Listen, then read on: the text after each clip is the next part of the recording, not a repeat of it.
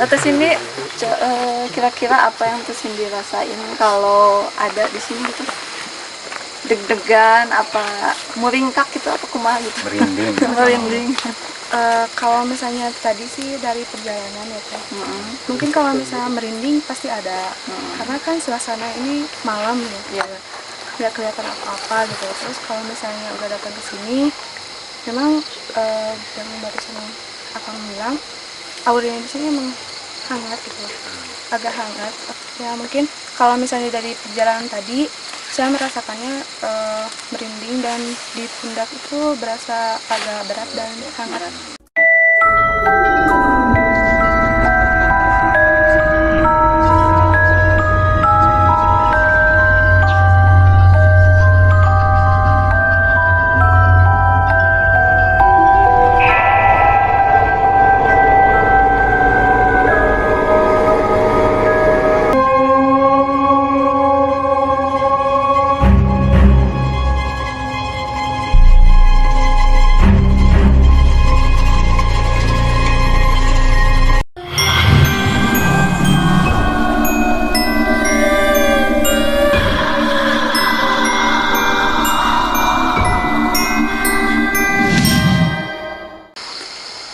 Terasa hangat ya ini ya. Terus ada seperti gambaran ada seorang berpakaian kerajaan dengan menunggang kuda. Ini hangat sekali di sini. Ini yang terlintas itu tadi seperti ada yang menunggang kuda dengan menggunakan pakaian kerajaan. Mungkin kalau tidak salah mungkin itu beliau, kalau saya tidak salah ya. Yang Solo itu ya? Mungkin. Oke pemirsa, itulah tadi pendeteksian dari Kang Bangkit, tim kami. Dan sekarang kita akan mendatangkan narasumber. Kalau dulunya saya nggak tahu dulunya, tapi kesininya kurang lebih lah 1 tahun. Saya ada yang nyuruh, bahkan lokasi ini harus kalau bahasa Sunda mah itu harus dipupusti. Ya, kalau bahasa Sunda ya harus dilestarikan itu. Ya. Oh, kenapa ini harus dilestarikan? Ya makanya channel ini dulunya berkeramat. Ya kalau caranya gimana kamu aja bilangnya gitu. Kalau kamu mau tawasulan di mana aja gimana caranya? Ya saya laksanakan, alhamdulillah. Ya biasa aja itu. Kalau sekonyong-konyong dulu saya kesini, wah berapa kali lah dibilang, kalau orang sini bilangnya kesurupan gitu. Saya setiap kesini ya kesurupan lah, mesti. Bapak ngalaman gitu Pak? Iya, Bapak mengalami gitu. Iya. Makanya lagian saya itu dulu waktu masuk ke lokasi ini kan sekitar sini masih hutan Pak ya? masih hutan gitu, tapi gak terlalu ya rumput-rumputan aja gitu. Lihat ini berserakan tuh batu-batu ini nggak nempel-nempel gini, berserakan. Iya.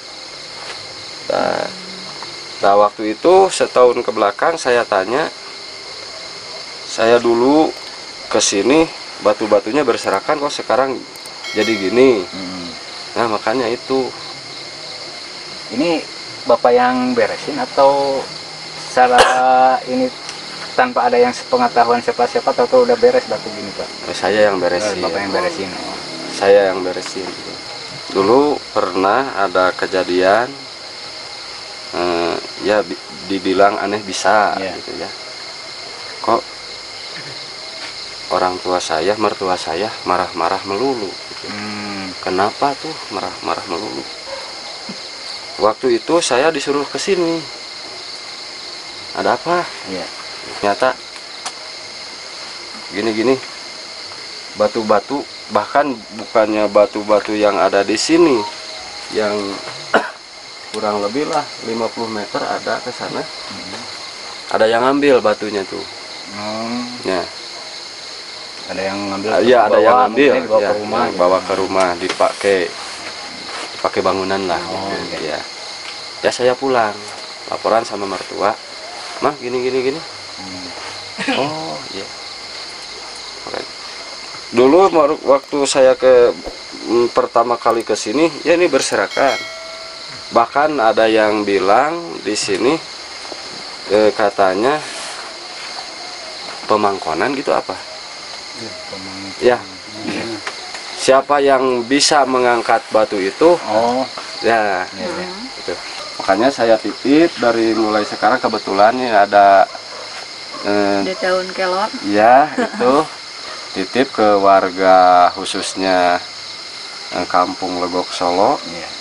Yang datang ke sini. yang juga datang ya. ke sini harus Dan ya ikut melestarikan ikut gitulah. melestarikan.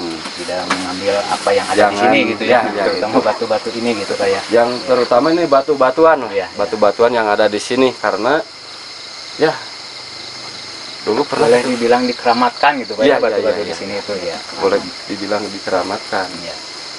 Oke pemirsa, sebelum kita memanggil narasumber kita yang kedua, kita akan mencari lokasi lain ya Kang ya. Jadi tetap di daun kelor.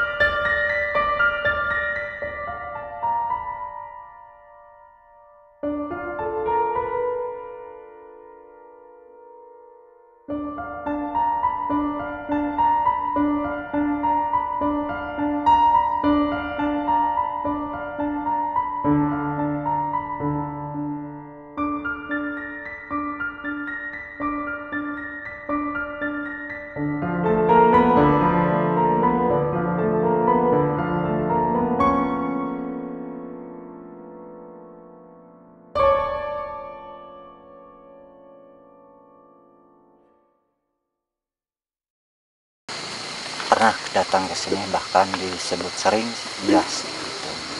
Dulu emang kalau sejarahnya ini misalkan kita tuh emang kalau mau sembuhkan itu cuma Allah yang menyembuhkan ya. Cuma syariatnya kalau mau badan sehat kuat itu pernah saya datang ke sini sama sesepuh di sini ya Pak almarhum. Kalau di sini yang intinya yang ke satu itu kanuragan, yang kedua kerahayuan. Akang sering ke sini Kang ya? Sering. Pernah itu mengalami ya hal-hal yang aneh atau Kalau terhadap saya mengalami hal-hal aneh, saya belum pernah. Kalau lewat istri ya, gitu. lewat semua orang kan sekampung ini istri saya tahu, bahkan kata bahasa Sundanya itu apa, lempeyuni gitu, sering Lempeyuni, kesurupan gitu, yang dikatakan oleh Paras tadi gitu. Jadi kalau tentang cerita yang Solo ini ya, Pak Endang sendiri tahu nggak kenapa di sini itu disebut dengan Legok Solo? Mungkin ceritanya apa emang ada legokan atau gimana gitu? Emang kata sesepuh di sini dulu emang disebut Legok Solo itu kan ini daerahnya Legok gitu ya. Kata beliau itu konon lah, walau gitu ya, saya juga kurang tahu.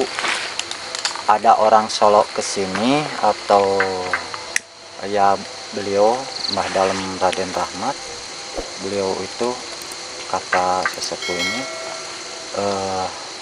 istilahnya disebut meninggal sih, nggak ketahuan jasadnya, tilam begitu aja.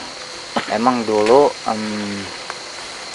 kata sesepuh di sini beliau ini bisa dibilang untuk menjaga daerah ini gitu. Kang, jadi sejarah ini disebut Legok Solo itu menurut sesepuh dulu itu, sesepuh orang-orang di sini itu karena emang adanya orang Solo yang datang ke sini mungkin ya, gitu ya. Nah, Kang, saya sekarang mau tanya, Akang sekarang di lokasi ini bisa merasakan nggak ada apa gitu, apa yang Akang rasakan lah di lokasi ini sekarang ini? Kalau untuk saat ini sih merasakan sih nggak ada apa-apa lah untuk saat ini. Nah, Kang, tadi sih kita sempat dengar-dengar ya, Kang ya, kalau di sini ada acara hiburan kayak hajatan kayak gitu, itu lagu atau tembang utama yang harus diputar itu Wangsit Siliwangi. Iya, Itu kenapa, Kang, bisa kayak gitu? Ada hubungannya nggak dengan apa? Petilasan Ini gitu. Ada. Kalau masalah itu pasti ada. Ya. Saya yakin sekali pasti ada. Setiap ada hiburan, maupun hiburan Agustus maupun hiburan yang punya hajat, seni dangdut, seni jaipong, seni Sunda itu harus ada lagu Wangsit Siliwangi dulu. Jadi kenapa harus ada Wangsit Siliwangi dulu gitu? Jadi supaya istilahnya kalau saya nih sukanya lagu anu dinyanyiin, nah saya suka gitu. Ya kemungkinan gitu, nggak tahu, tapi walaupun gitu. Pernah kejadian dulu waktu hiburan kalau nggak salah waktu Agustusan atau ya kalau nggak salah itu saya kan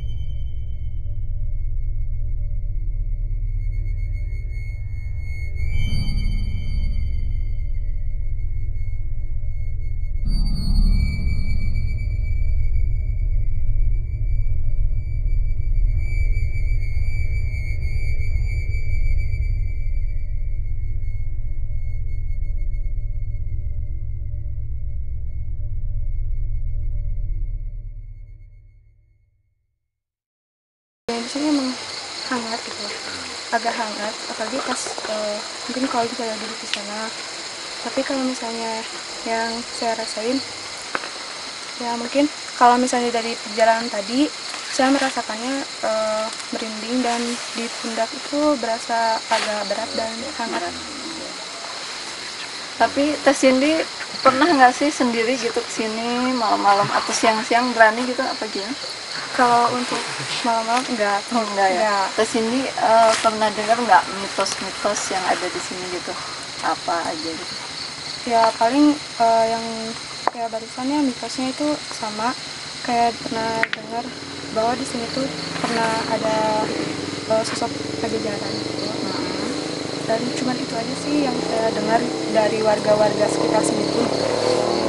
Kalau yang lain nggak ada ya? Nggak ada. Terus tradisinya juga sama kayak gitu. Kalau misalnya mau ada acara harus ini dulu, lagu dulu gitu buat sesembah gitu. Oke Pak Ras, terima kasih banyak. Dan juga Pak Endang, Teh Cindy, makasih ya. Dan itulah perjalanan kita di Daun Kelor di Patilosan ini. Ya, jadi di akhir cerita ini kita bisa mengambil semacam sebuah kesimpulan bahwa apa-apa yang diwariskan oleh leluhur kita itu emang sebaiknya harus dilestarikan, karena